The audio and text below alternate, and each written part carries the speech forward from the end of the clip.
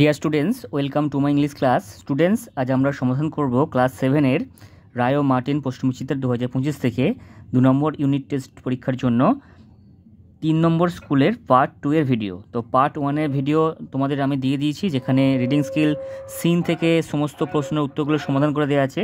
তো part 2-এতে unseen এবং grammar vocabulary থেকে যে প্রশ্নগুলো বাকি আছে সেগুলোই সমাধান করা হবে। তো দেখো, 3-এর কী বলছে, read the text carefully and answer the following question. তো এখানে একটি আনসিন প্যাসেজ দিয়েছে। তো এর দাগের প্রশ্নগুলো প্রথমে আমরা দেখবো। আনসার দ্য ফলোইং কোশ্চেন, নিচে প্রশ্নগুলির উত্তর দাও। দুটি প্রশ্ন দেওয়া আছে। দেখো, প্রথম প্রশ্ন, where is cricket believed to have started. তো এটা বিশ্বাস করা হয় কোথায় ক্রিকেট শুরু হয়েছিল। 2 নম্বর প্রশ্ন, who were the earlier players of cricket. কারা হচ্ছে যে ক্রিকেটের প্রথম দিকের খেলোয়াড়। চলো এই দুটি প্রশ্নের উত্তর আমরা খাতা থেকে দেখে নিই। তো দেখো, প্রথম যে প্রশ্নটি আছে এটার উত্তর হবে, no one knows exactly where or when cricket began, but it is most likely that it began as a children's game in England. আর 2 নম্বর যে প্রশ্নটি আছে উত্তর হবে, দেখো, it is believed that the game was invented by children who belong to the farming families of South East England. আচ্ছা, এবার দেখো, এবার বিয়ে দেখে কী বলেছে, fill in the blanks with information from the above passage. তো এখানে শূন্যস্থান পূরণ করতে হবে ওপরে যে প্যাসেজটি আছে এখান থেকে তথ্য নিয়ে। তো 3টি প্রশ্ন আছে, দেখে নাও। Cricket was invented by children of dash. তা ক্রিকেট ইনভেন্টেড মানে আবিষ্কার হয়েছে চিলড্রেন অফ। তো এটা সঠিক উত্তর হবে, দেখো, children of the farming families of south east England. অর্থাৎ সাউথ ইস্ট ইংল্যান্ডের যে ফার্মিং ফ্যামিলিস আছে তাদের বাচ্চাদের দ্বারা। এরপরে দেখো 2 নম্বর যেটি বলছে, দেখো, dash would be used as ball. তো বল হিসেবে কী ব্যবহার করা হতো। তো দেখো, এটি উত্তর তোমরা করবে, a matted lump of sheep's wool or even a stone or a lump of wood. এবার তোমরা এখানে বাকিটা তো লেখাই আছে। 3 নম্বর দেখো, cricket slowly became a village game in dash. তো এটা উত্তর হবে, দেখো, এর সঠিক উত্তর হয়ে যাবে দ্য 17th সেঞ্চুরি। তো 3টি প্রশ্নের উত্তর তোমরা একবারই দেখতে পাচ্ছ। তো এখান থেকে তোমরা যে যার খাতায় তুলে নেবে। এরপরে দেখো, এরপরে যে প্রশ্নগুলি আছে, write T for true and F for false statement in the given boxes. তো দেখো, এখানে ট্রু ফলস লিখতে হবে। তো এখানে কোনো সাপোর্টিং স্টেটমেন্ট লেখার কথা বলেনি। তো দেখো, এ stone or lump of would serve as the bat. তো এটি কী হবে, এটি হবে ফলস। তো এটি তোমরা ফলস করবে। আর 2 নম্বর দেখো, cricket began as a children game in 1998। তো এটিও ফলস হবে, 1998 হয়নি।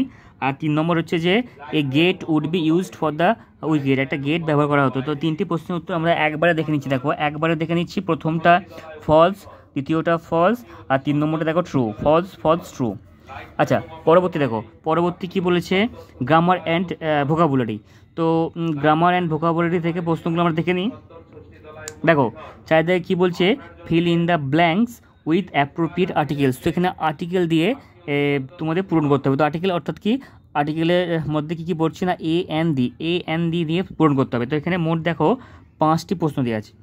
1 নম্বর করে মোট 5 নম্বর প্রশ্নের উত্তর তোমাদের এখানে দিতে হবে। তো দেখো, dash Bible is a holy book. তো এখানে বাইবেল আগে আমরা কি দিতে পারি, দ্য বাইবেল। বাইবেল একটা ধর্মগ্রন্থ, তো যে কোনো ধর্মগ্রন্থ আগে দা হবে। তো দা তোমরা লিখবে। তারপরে give me dash 1 rupee coin. তো 1 রুপি, ওয়ানের শব্দটির আগে সর্বদা কী বসবে না, এখানে এ বসবে, এ। 3 নম্বর দেখো, mister Sen is honest man. Honest উচ্চারণ সাইলেন্ট আর মতো হচ্ছে, তো এখানে হবে অ্যান। 4 নম্বর হচ্ছে he is dash MP. M উচ্চারণ করতে গেলে কী হচ্ছে না, প্রথমে এ আসছে, এটা অ্যান হবে। আর my grandfather reads dash Statesman. তো স্টেটসম্যান কি একটি খবর কাগজের নাম। তো যে কোনো খবর কাগজের নামের আগে দা হয়। তো এই 5টি উত্তর আমরা দেখে নিই। দেখো, the Bible is a holy book, give me a 1 rupee coin, mister Sen is an honest man. এরপরে আছে হি ইজ অ্যান এমপি। আর 5 নম্বর, my grandfather reads the Statesman.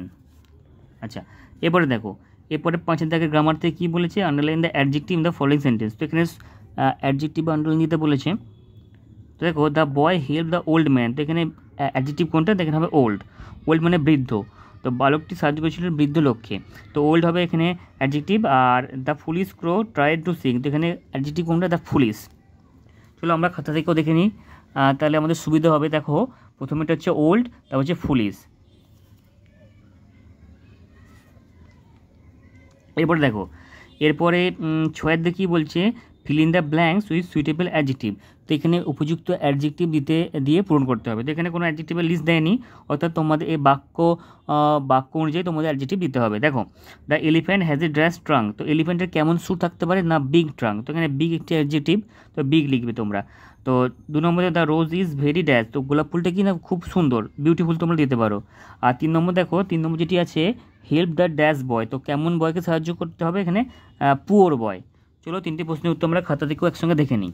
দেখো, বিগ, প্রথমে একটা বিগ, বিউটিফুল, তারপরে পুয়ার, বিগ, বিউটিফুল, পুয়ার। এরপরে 7 দাগে দেখো, 7 দাগে কী বলছে, identify the tense of the underline words. তো এখানে টেন্স আন্ডারলাইন যেগুলো করা আছে দেখো, আর প্লেয়িং আর হ্যাজ বট। তো এইগুলো টেন্স তোমাদের লিখতে হবে। দ্য বয়েজ আর প্লেয়িং, তো আর প্লেয়িং এবং আর প্লেয়িং কোথায় হয় না, এটা প্রেজেন্ট কন্টিনিউয়াসে। আর হ্যাজ এবং ভার্বের থার্ড ফর্ম পাস্ট পারফেক্টে।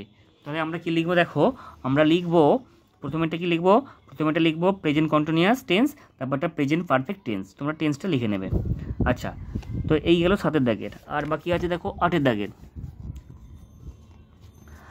8 দাগে কী বলছে, 8 দাগে বলছে দেখো, fill in the blanks with appropriate tense form of the verb given in the bracket. তো ভার্বের সঠিক রূপ দিয়ে পূরণ করতে হবে। তো এগুলো এক প্রকার টেন্স। তো দেখো, এখানে বাক্যের মধ্যে প্রয়োগ আছে, every day she dash to school by bus. তো এভরি ডে, যখন কোনো কাজ এভরি ডে হয়, প্রতিদিনের কোনো কাজ বোঝে, সেটা প্রেজেন্ট ইন্ডিপেন্ডেন্ট হয়। তাহলে গো হবে কী হবে, গোজ, সি গোজ। আর 2 নম্বর কি, our examination dash tomorrow. Tomorrow মানে কি, টুমোরো মানে আগামীকাল। তো আগামীকাল কোনো পরে কোনো কাজ হওয়া অর্থ বোঝালে ফিউচার ইন্ডিপেন্ডেন্ট হয়। তো এখানে তোমরা করবে উইল বিগিন। আর 3 নম্বর কি আছে, I dash see in match yesterday. Yesterday মানে কি, গতকাল। তো গতকাল মানে আগে হয়ে গেছে, পাস্ট। এটা হবে পাস্ট ইন্ডিপেন্ডেন্ট, স হবে। চলো 3টি প্রশ্নের উত্তরে আমরা খাতা থেকেও দেখে নিই।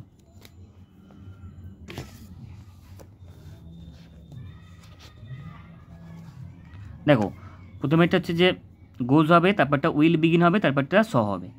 তো সমস্ত উত্তরগুলো আমরা প্রথম থেকে একবার দেখে নিই। দেখো, এ দাগে 3-এর এ দাগে হচ্ছে যে 2টি প্রশ্ন ছিল, 2টি প্রশ্নের উত্তর দেখো আছে 1 এবং 2-এর প্রশ্ন এর উত্তর। বি এর দাগে হচ্ছে ইনফরমেশন ফ্রম দ্য টেক্সট ছিল, অর্থাৎ আনসিন প্যাসেজ থেকে ইনফরমেশন দিয়ে পূরণ করতে হতো। 3টি প্রশ্ন আছে, দেখো 3টি প্রশ্ন পরপর লিখে দেওয়া হয়েছে। এরপরে ছিল ট্রু ফলস, প্রথমে একটা ফলস, তারপর একটা ফলস, তারপরে ট্রু। আর 4 দাগে ছিল আর্টিকেল। তো 5টি ছিল, দেখো প্রথমে একটা দা, তারপরটা এ, তারপরটা অ্যান। 4 নম্বরটা অ্যান এবং 5 নম্বরটা হচ্ছে দা। আর 5-এর দাগে হচ্ছে অ্যাডজেক্টিভ ছিল, প্রথমটা ওল্ড, তারপরটা ফুলিশ। 6-এর দাগে কী ছিল, সুইটেবল অ্যাডজেক্টিভ ছিল, বিগ, বিউটিফুল, পোর। আর 7-এর দাগে কী বলেছিল, টেন্স। তো প্রথমটা প্রেজেন্ট কন্টিনিউয়াস, তারপরটা প্রেজেন্ট পারফেক্ট। আর 8-এর অর্থাৎ সর্বশেষ দাগে যেটা ছিল, সেটা হচ্ছে যে সঠিক রূপ দিয়ে পূরণ করতে হবে ভার্বে। তো প্রথমটা গোজ হয়েছে, তারপরটা উইল বিগিন, তারপরটা স। তো ভিডিও এই পর্যন্তই। পরবর্তী ভিডিওতে পরবর্তী মূল সেটের পার্ট 2 দেওয়া হবে। Thank you so much for watching my video.